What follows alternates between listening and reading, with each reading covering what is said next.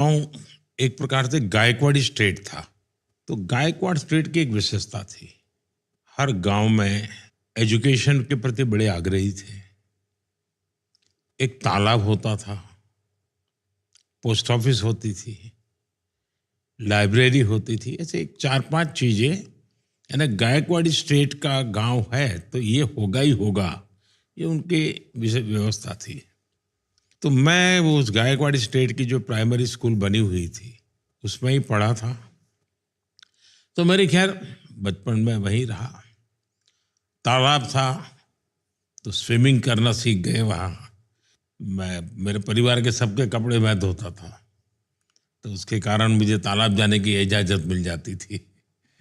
बाद में वहाँ एक भागवताचार्य नारायणाचार्य हाई स्कूल था, BN हाई स्कूल। वो भी एक प्रकार से चैरिटेबल ही था, वो कोई ऐसा आजकल का जो एजुकेशन की स्थिति है वैसे नहीं थी। तो मेरा वहाँ स्कूली शिक्षा वहाँ पर हुई। उस समय ये 10+2 नहीं था, 11वीं कक्षा हुआ करती थी।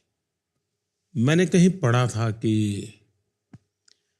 चाइनीज फिलोसोफर ह्यूएन त्संग वो मेरे गांव में रहे थे, तो उस पर एक फिल्म बनाने वाले थे।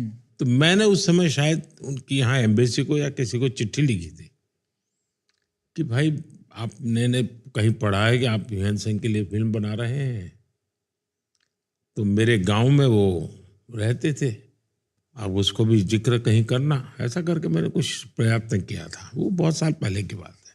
उसके पहले मेरे गांव में एक रसिक भाई दवे करके थे।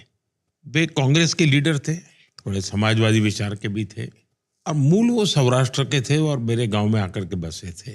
वो हम स्कूल को बच्चों को कहते थे कि देखो भाई तुम कहीं पर भी जाओ और कोई भी पत्थर तुम्हें मिले जिस पर कुछ लिखा हुआ हो या कहीं कुछ उस पर नक्काशी की हुई हो, तो वो पत्थर इकट्ठे करके स्कूल के इस कोने में डाल देना।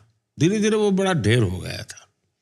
लेकिन तब मुझे समझ आया कि उनका इरादा ये था कि बहुत पुरातन गांव है, यहाँ के हर पत्थर में कोई न कोई स्टोरी है।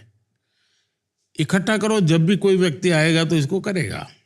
शायद वो कल्पना रही होगी। तो मेरा भी ध्यान उस तरफ गया। 2014